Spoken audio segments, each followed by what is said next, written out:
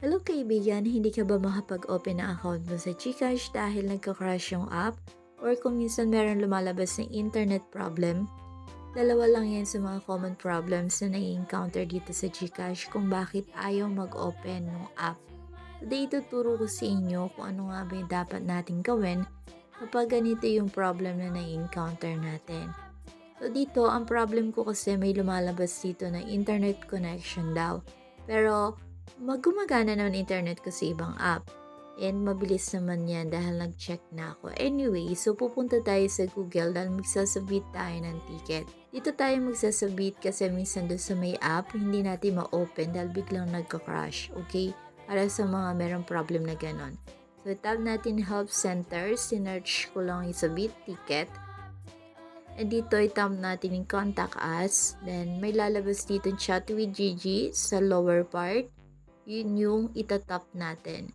Then dito naman, i-greet tayo ni Gigi pero mag-request tayo ng agent. So para makapag-request, submit ticket yung itatype natin, then isa-send natin.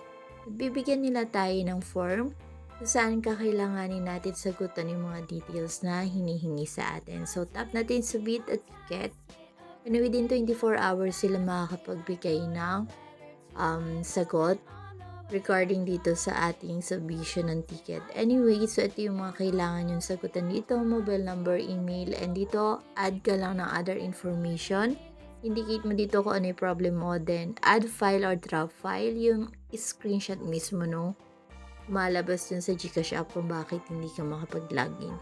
So dito sa concern category, pipili lang tayo ng pinaka description na ating problem. I can't log into my GCash app, and dito pumili ka lang ng statement na makakapag-describe. So, madaming pagpipilian to. Ito yung under na I can't log into my GCash app. Kung meron message dyan na nagpa-pop out, katulad ng your account is registered to another phone. Ayan, meron din dito. My account was put on hold. So, ako pipiliin ko itong the app is crashing upon opening or not opening at all. Kasi ito yung common talaga or mas madaming nakaka-experience. So, dito your account type. Piliin mo lang yan kung ano yung makakapag-describe sa'yo. Filipino citizen, 18 years old. So, ito kasi yung common. So, dito ilalagay mo yung brand ng model ng iyong device. So, pipili ka din dito kung ano ba yung operating system mo. Date encountered, kailangan ilagay mo dyan. Kung anong date ka ba hindi makapag-open ng account. Tapos, kailangan natin ng screenshot kung saan makikita kung bakit ayaw mag-open. So, ito naman, ilagay natin other information dito. Di ko na kayo mabibigyan ng sample dahil iba't iba naman kayo ng problem kung bakit hindi gumagana yung GCash app nyo.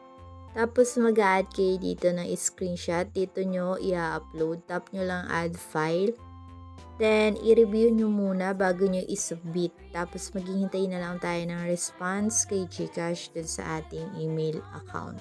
Don't worry kung meron kayong concern. Ilagay nyo na lang yan sa ating comment section at bibigyan namin ng sagot. Okay kaibigan, hanggang dito na lang ang video natin. See you around!